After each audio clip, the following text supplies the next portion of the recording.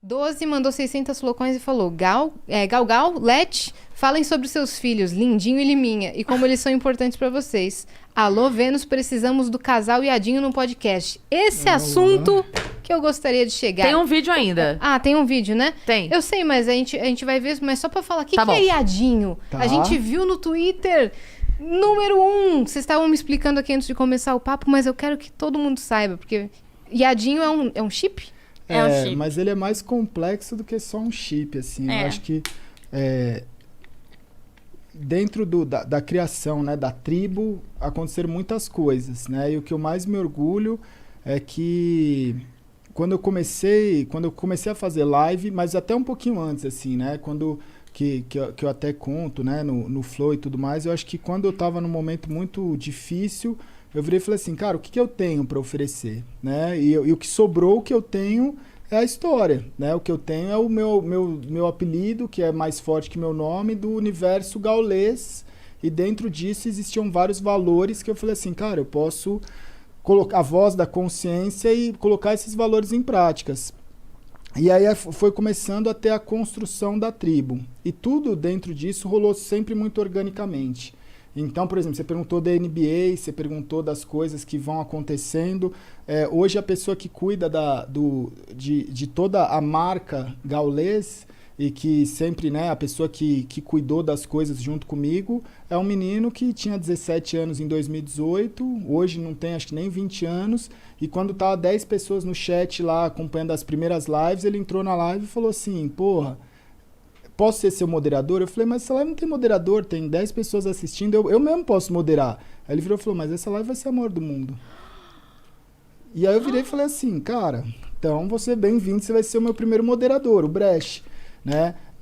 Caralho. Que louco, velho. Quando eu virei e falei assim, eu não tenho os direitos de transmissão para transmitir nada. Eu não consigo transmitir um grande campeonato, eu não consigo transmitir a NBA, eu não consigo transmitir nada. Já era uma vontade sua. Já era uma vontade de fazer. Quando eu comecei a olhar as transmissões que tinha na época, eu olhei e falei assim, eu não estou assistindo algo que eu gostaria de consumir. Então eu posso ficar reclamando disso, ou eu posso tentar criar algo que gostaria de consumir.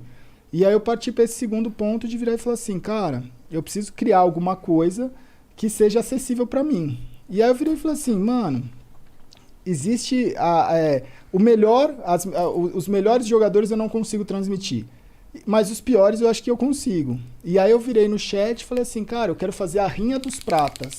Então eu quero transmitir partidas do pior jogador possível e transformar nisso num conteúdo legal. E aí no chat de todas as pessoas que tinham no chat, eu vi um que o nick dele era Viadinho, e ele escreveu lá tal, eu falei assim, cara, é você, né? E aí eu selecionei ele dentro de vários lá, que já na época a stream já estava até com números legais, e aí eu comecei a fazer as rinhas de prata com o Viadinho. E aí esse menino, eu não sabia o que acontecia, porque ele jogava super mal, acontecia as piores coisas com ele dentro da partida, ou ele errava tudo, as pessoas brincavam achando até que, pô, isso é o quê? É um ator contratado? Não é possível que a pessoa tá fazendo isso. E aí aconteceu que eu virava e falava assim, mano, quando eu fazia a transmissão de algumas partidas que eu conseguia, né, seja de um campeonato que tinha os direitos de transmissão livre, seja de alguma coisa, como eu tinha um contato com os jogadores, eu falava assim, mano, vou fazer a entrevista pós-jogo que pode ser algo que vai agregar na minha transmissão. Sim. E aí eu ligava pro jogador que tinha acabado de ganhar e trocava uma ideia com ele. E aí, quando eu trazia a rinha de prata, o pessoal falava, entrevista o Viadinho, entrevista o Viadinho, entrevista, e eu falava assim, cara, vou tentar. E aí eu mandava uma mensagem pra ele e falava, mano, não tenho microfone, eu não tenho fone, não dá pra eu falar. E eu fazia a entrevista dele por chat. E o pessoal falava, então dá o fone pra ele, a gente junta, vamos dar o fone pra ele. Ele falava, mano, não quero fone. Tipo, tá tudo bem. E aí foi passando. Um belo dia, ele virou e falou assim, cara, vai ter a live do Viadinho na Twitch. E ele criou o canal dele e fez, eu já falei algumas vezes, fez pra mim a melhor live de estreia na história de um canal da Twitch, pelo menos aqui do Brasil, eu nunca vi nada igual. Ele fez uma primeira live que foi, né, lembra? A gente sentou na sala e não acreditava o que a gente estava vendo. Era inacreditável. Era inacreditável. E...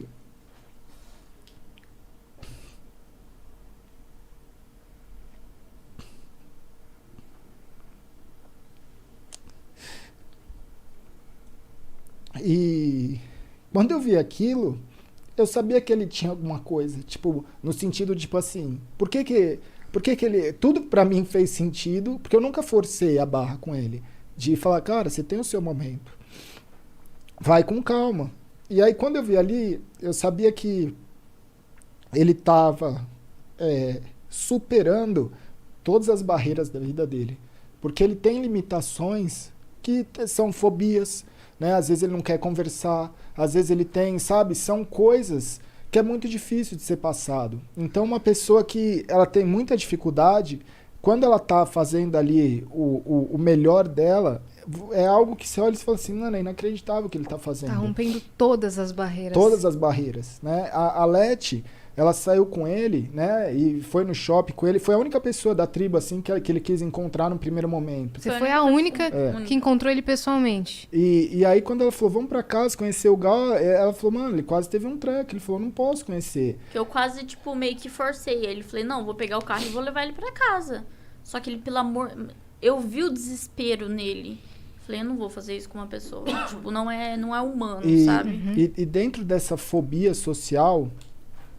Eu comecei a olhar e falei assim, cara, o que eu tentei passar dentro... No primeiro dia eu falei assim, cara, a gente não pode ter vergonha do que a gente é. Quando eu comecei a fazer stream, eram pouquíssimas pessoas que falavam de problema, o que você falou, você tem que estar bem. Eu não tenho que estar bem todo dia. E quando eu fazia a stream mal mentalmente, as pessoas falavam, por que você está fazendo live? Eu falava, cara, porque eu não tenho opção. Eu vou fazer, porque se eu não estiver bem e não fizer, porque eu não tenho como eu só fazer quando eu estou bem. Né? Porque não existe, isso não é existe. desumano. A vida não é assim.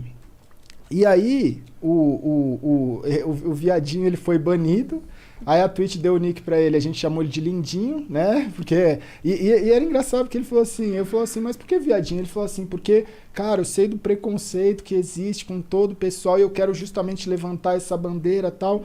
E aí... Ele começou, a Twitch deu o nick pra ele de Dear Shit Up, ele aceitou e pra gente ele é o Lindinho. Só que ele enfrenta barreiras e é o que eu sempre ensinei, eu falo desde o primeiro dia, eu falo assim, cara, não se esconde do que você é. Tenha orgulho do que você é e faça a sua dificuldade ser a sua maior característica, a sua maior força. E ele começou a transformar, entender isso e transformar todos os problemas dele na coisa que as pessoas mais admiram. Então, ele foi crescendo como streamer, como pessoa, como, sabe, ser humano. E aí, recentemente, ele tomou, né? Ele começou a gostar da Yaya, que é uma outra streamer, e ele tomou esse passo de chamar ela para ir viajar. E aí, quando os dois se encontraram, eles estavam fazendo uma live, e aí rolou esse beijo que ela deu nele.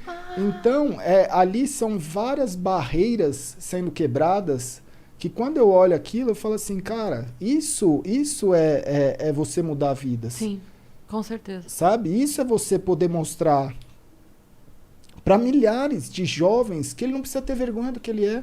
Pode se que o influenciador da vida dele não é um influenciador perfeito. Não é o cara sempre que é 100% inteligente, ou 100% bonito, ou 100% feliz todo dia. Né? Então, eu acho que todos os personagens, que não são personagens, são pessoas reais. A tribo é composta por pessoas reais. Esse é o meu orgulho.